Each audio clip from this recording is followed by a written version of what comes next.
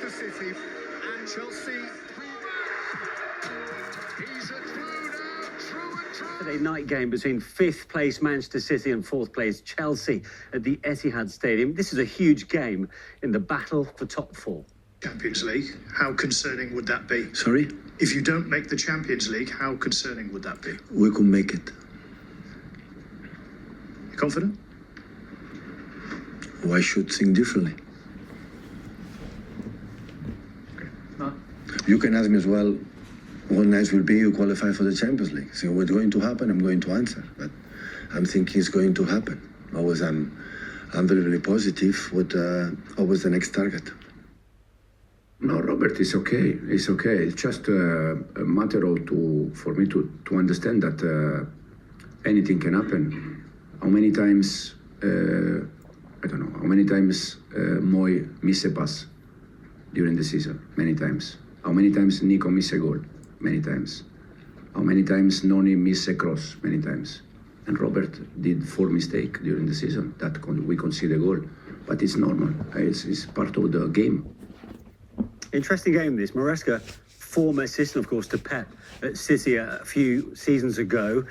But let's talk about City, your former side then, Nedum. It's been one of those interesting weeks, is it not? I mean, 6-0 winners against Ipswich, and then they failed to hold on to a 2-0 lead against PSG to lose 4-2. It almost sums up their season to date. Yeah, you could say that, but it's not been the season in total, because there was once a time when City were doing well. Like, the demise did start. I don't remember when that was. Listen, it happened. I promise you it happened. I remember it. But I think one thing that's to be highlighted is that game against Ipswich, which is very different to a game against Paris Saint-Germain at the Parc des Princes. A game where for Paris Saint-Germain, they had to win. You know, so there's going to be a case of them being on the front foot. And I think for City, after the Ipswich game, I think Guardiola himself spoke about how he felt like they were going back into more normal patterns.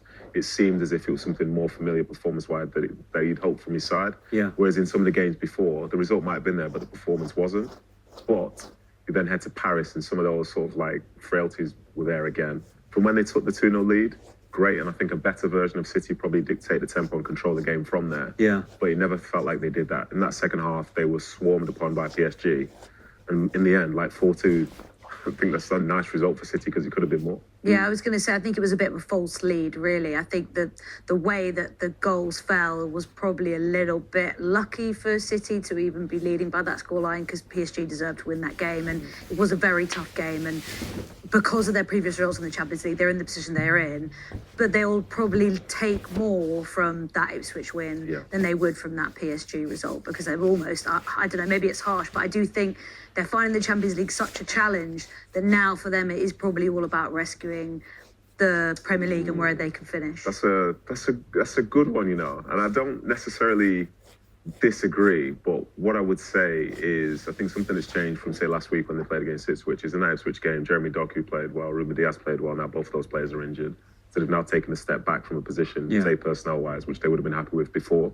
And each situation is different. But again, like, City have 8 points in the Champions League, and initially they won their first 3 games. And they weren't against, say, the biggest names within the competition itself, but there was a point where it felt like the flow was there, and now it's turned, it's gone the other way. Flo was there, was she? Flow's always there, but now, Always lurking. as I say, it's not as good as they would hope for. No. But a win is a win, is it not? But what it means is, though, I mean, Manchester City, who, you know, we go into most seasons in the Champions League thinking they're one of the favourites to win it. They're 25th in that table. It's great And they're position clinging to on. start from. They're clinging on to the Champions League kind of hopes at the minute. And it's all or nothing against Club Brugge. Yeah, that's right. And I don't think many people would have had on their bingo card that Man City versus Club Brugge in match week 8 of the Champions League would be such a big game for both sides. Yeah. With City trying to go above Brugge in the table.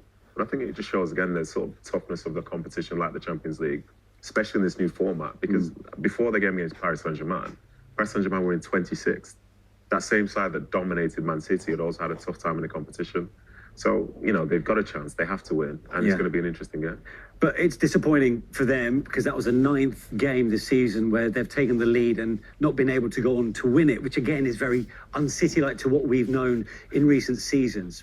But I suppose to lift the mood in the dressing room, and this will always help, Ned, I'm sure you can relate to, 3 new faces have come through the door at the Etihad. They've had a bit of a facelift for the defence, 2 centre-backs and a striker stroke left wing attacker, which is an interesting one. Omar Mamouche really catches the eye. Yeah, and he's had a brilliant season as well. I think he was second highest scorer in Bundesliga, and like a lot of teams wanted to sign him. I think it was interesting what Pep Guardiola said about thinking, experienced enough to know this, but they can't expect it to be a complete, suddenly overnight, change. I think Marmoush especially is probably one that fans should think, okay, he's probably the one we might see an impact from earliest, but some of those other signings, I think they'll take time. Is he going to be stuck straight in against Chelsea? Or what do you think? Yeah. I think that's a good question. I think Marmoush. I ask one very rarely, but listen, I'm going to celebrate it. But I think seeing Marmoush play in the Bundesliga, he's sometimes playing the front two. Yeah. So I think the fact that he can do that does offer something a bit different. Should he decide to play alongside of Haaland, but the fact he can also play off the left is also interesting. And in some ways, I think Guardiola will try and find a way to sort of press on any weaknesses that maybe Chelsea have. Maybe going with the front two is going to be an issue for Chelsea, but essentially for Guardiola, he knows himself, like, he kind of needs these players to hit the ground running. And a January transfer is never an ideal. But the fact is the players are they're young, they're hungry, and they want to make a difference. And so to put them into the side, that could be the spark that they need. And it's not historically a window that City have spent big in either. I think it's Laporte was the last sort of big January signing. And this has been across the whole Premier League a much busier January transfer window than we're used to see. But I think because there are a few desperate clubs like City, no offence, no, listen, I'm offended. They are, I think European clubs can probably smell it a little bit and say, okay, this is our chance to move now. So I think it's very interesting that City have gone all out and spent this much in a January window, because they really must believe that it will transform their season in some capacity. But it's not just been about incomings at City. Kyle Walker has sealed his move to AC Milan. What do you make of that? I think for a club to be selling their club captain, especially halfway through a season, is a strange one. I think for him, the service to the club has been fantastic. I think some people, when he first went there were questions asked like, will he work in a Guardiola system? But then by the time he's leaving, he's known as one of the best right backs in the history of the Premier League.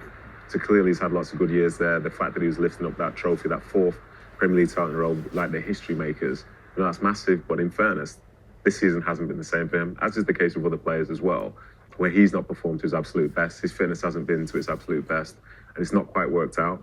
And as an older player, because it's not that he's old, you're faced with these questions, well, what's next? And for him, maybe there's a guarantee of more football if he was to go somewhere else. And the fact that AC Milan can call it, I think it's credit to him. It does seem to have escalated quite quickly. Didn't it, Flo? Yeah. I mean, there was talk about his legs going, not the same player that he was.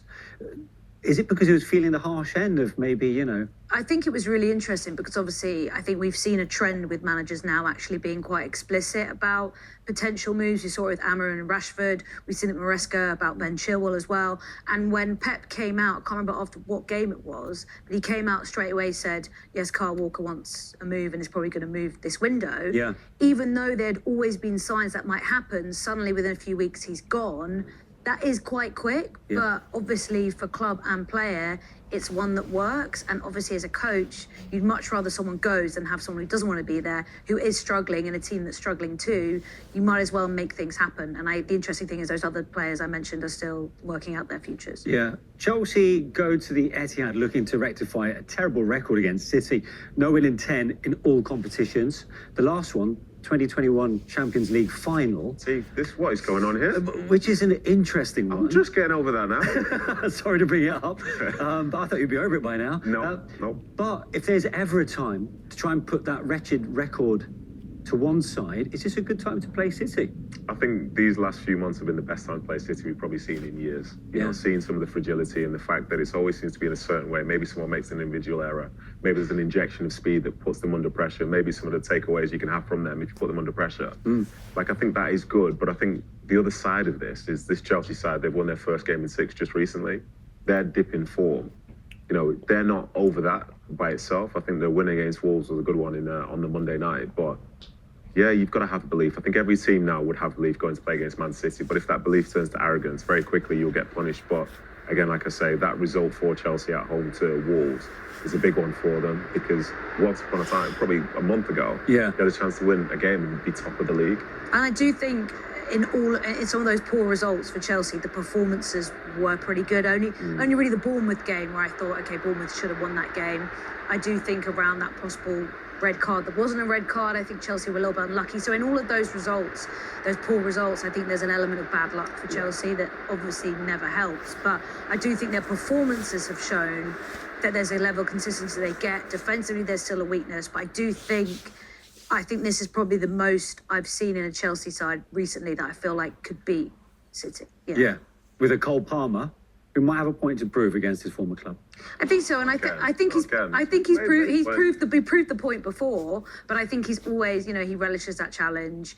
I think he's the sort of player as well that you see young players when the pressure gets to them and they start getting a lot of attention. But ever since he's come through and being a star for Chelsea, I mean, think of what he nearly dragged England back into a Euros final. I do think he is such a typical player who embraces those moments. He loves the limelight, even though he's obviously quite a low, quiet personality. But the way he expresses himself is on the pitch. And I do think a setup like this against his old club, I think that's prime for him, whereas other players would have maybe shied away from that challenge. I think it's a bit like Nedum. He just plays things under the radar. I actually think he's got a really good personality. Me? Or No, Cole. I was going to say, because Well, you're wrong about me. I don't. He's a funny guy, but he's a quiet guy, right? That's the thing. It's like Yeah. he's unassuming, but he's got something really kind of charming and funny about him. And I think the way he really expresses himself is on the football pitch. What he can do with the ball is so impressive.